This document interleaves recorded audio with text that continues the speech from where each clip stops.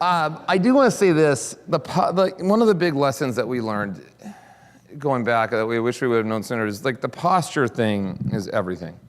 Posture is everything. And we went into this because of some prior experiences that we had, and we went into this saying, we know we didn't want to set it up as an evangelism strategy or movement.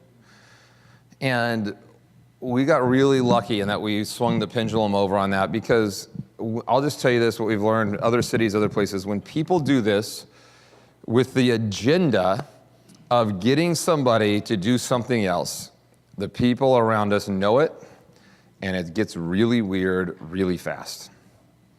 And in Eric's book, To Transform a City, he and Sam talk about ulterior motives versus ultimate motives.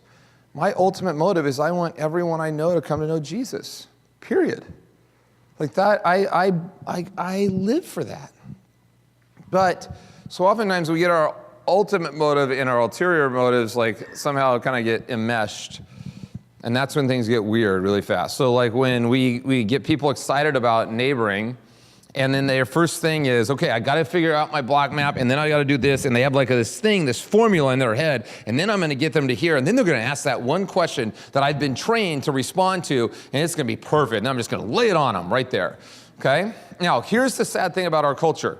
When a Christian does something nice for a non-Christian, more often than not, the non-Christian braces for what weird thing's getting ready to happen to him, right? They're like, all right, when are they going to do when are they going to ask me if I know where I'm going when I die? Okay? Now, this is kind of a contrarian thought. Here's what we've learned. When you go into this thinking this is a discipline, if my neighbor never takes a step towards God, I still believe that the command to love my neighbor stands. When believers go in with that posture of this is a spiritual discipline, you're creating the soil for people to come to know God all over the place. Because our neighbors sense it. They go, I'm not a project. I'm not a target.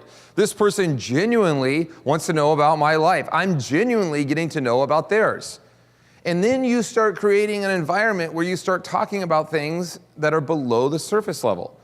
The reason why none of our people ever share about their life with Jesus with other people is because they just don't know how to live below the surface, period. So like the idea of like starting to talk about spiritual things is like this huge jump off of a high dive.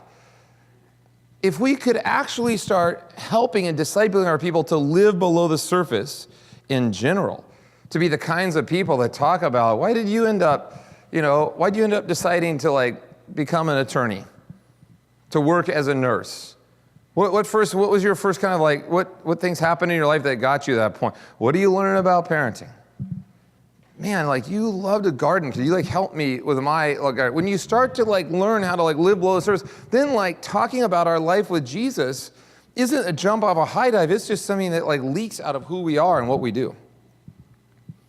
And so this posture thing was everything. And we got burned on it some and we did well some. So, and I think, like, you need to know this, like, I'm a raging evangelist. There's nothing more than I like than like seeing people experience and get to know and being able to have conversations with people about Jesus.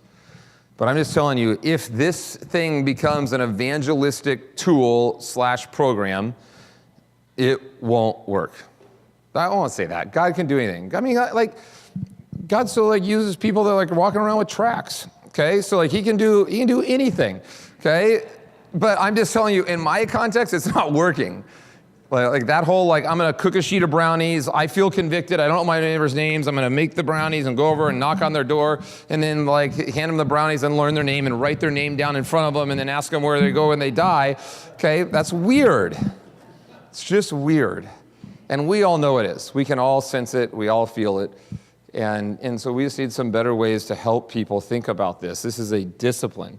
This is not some like little move that you're pulling on people so that you can have some conversation with them.